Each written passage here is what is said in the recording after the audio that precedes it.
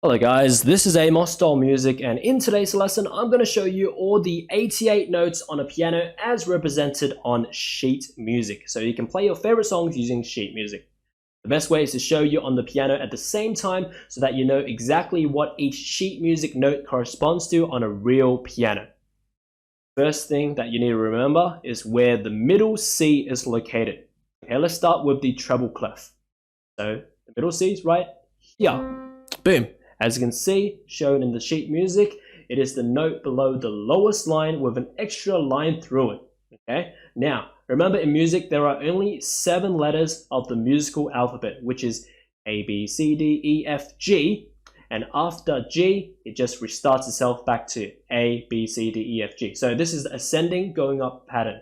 Okay. So based on this knowledge, we know that the next note going up after the C notes on the space just below the lowest line of the treble clef is D right there.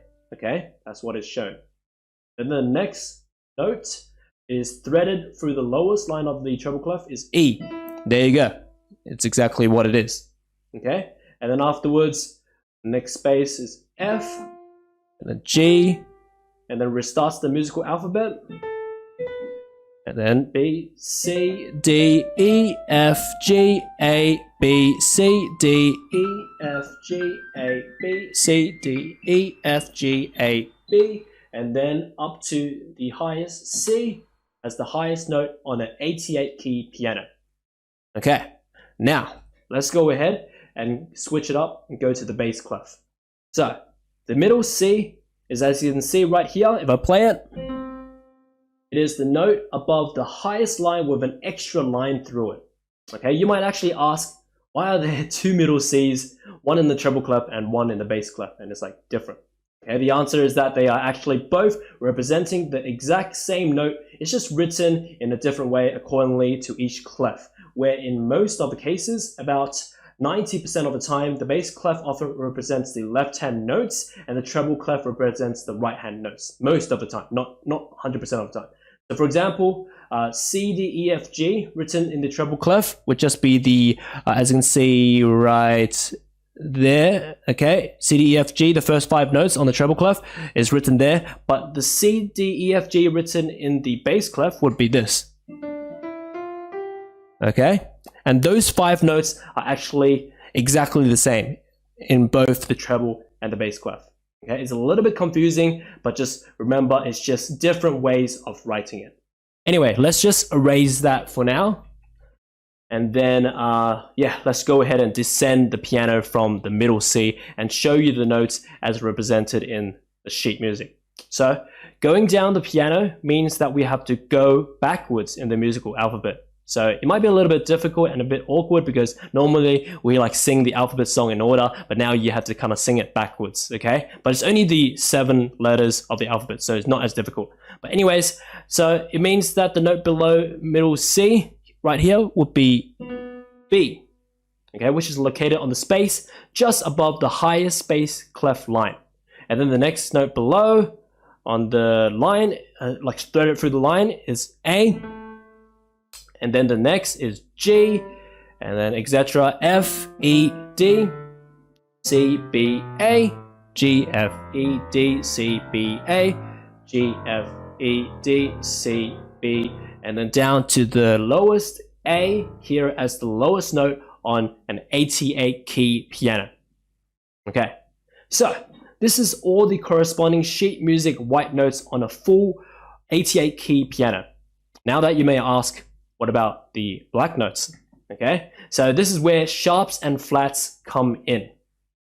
Okay, let's just erase everything and talk about sharps and flats. So the sharp sign looks like a hashtag, and when shown before a note, it indicates that you have to play the black key half a step to the right of that indicated white notes. And a flat sign looks like a lowercase b, and when shown before a note, it indicates that you have to play the black key half a step to the left of that indicated white note.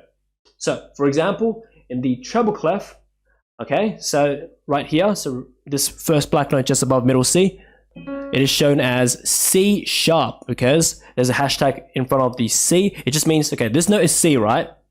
But if you do half a step to the right, since it's a sharp, this is the note which corresponds to what is written right there. Okay, and then the next black note above that, it's shown as E flat. Okay, so which makes sense because this is E, right? And then for flats, you have to go half a step to the left of that white note. So it's correct right there.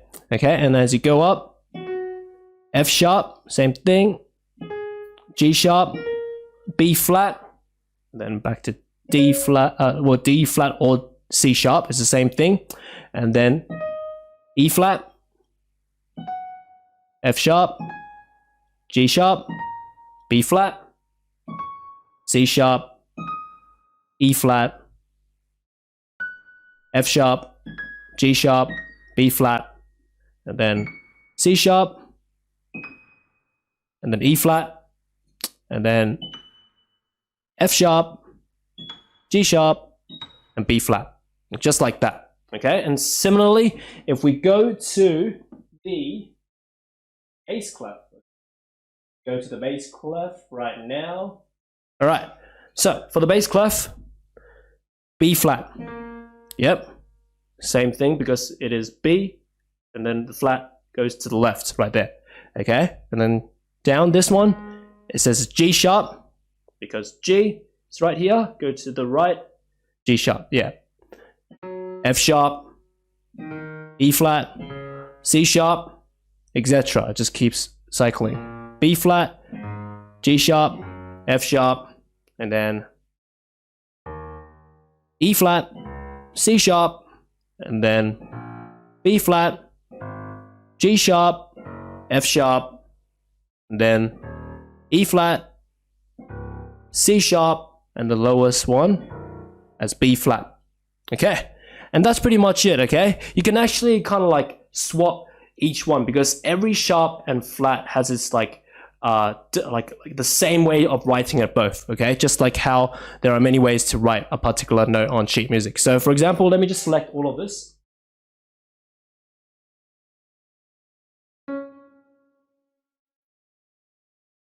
Okay, now they are all flats, but they were the exact same notes.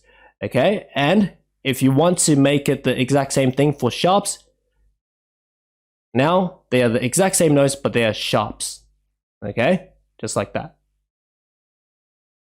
The corresponding flats and the corresponding sharps, just like that. So they have two ways of writing the exact same notes.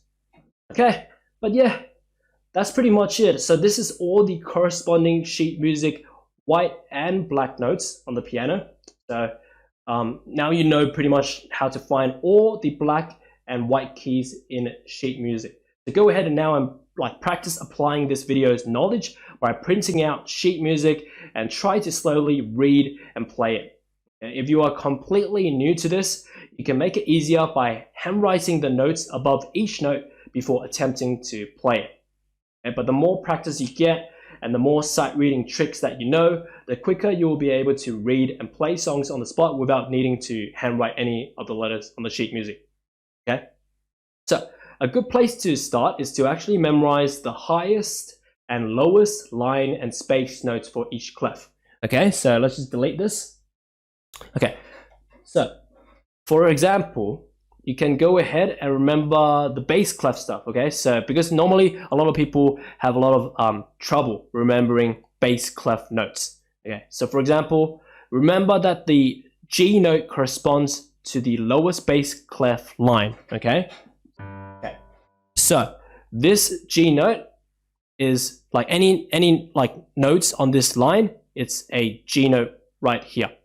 Okay, you can see it's right there. Yeah, all right. And then remember the highest line on the bass clef is A, just below C.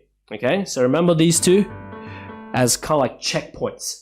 Okay, so now that you know, so for example, if you suddenly need to find, say, like this note, okay, all you need to do is to count upwards from G, G, A, B, and there you go. You know that this note is B, okay, instead of like counting all the way from middle C downwards. Yeah, that's way too slow, okay, so you won't need to do that anymore because you remembered 2 checkpoints. Okay, so do this for the bass clef, and then remember the treble clef as well, that the lowest line is right here. So the lowest line is E, and then the highest line is F up here. Okay, so remember it. Okay, same thing. Say if you would need to find a note, say like this one, okay, all you need to do is count downwards from F. So F, E, D, C, and you got the note already, instead of counting from middle C upwards, which takes longer. So the more you remember, the more quicker you'll be able to like read sheet music. Okay, so yeah, just go ahead and practice those things. Okay, anyway, now that you have understood the basic foundations of sheet music in this video, there are many more tricks that I have to teach you, where the more tricks you learn, you will become a speedy sight reading master. So hope you enjoyed this video. This video is taken from my Sheet Music Mastery piano course.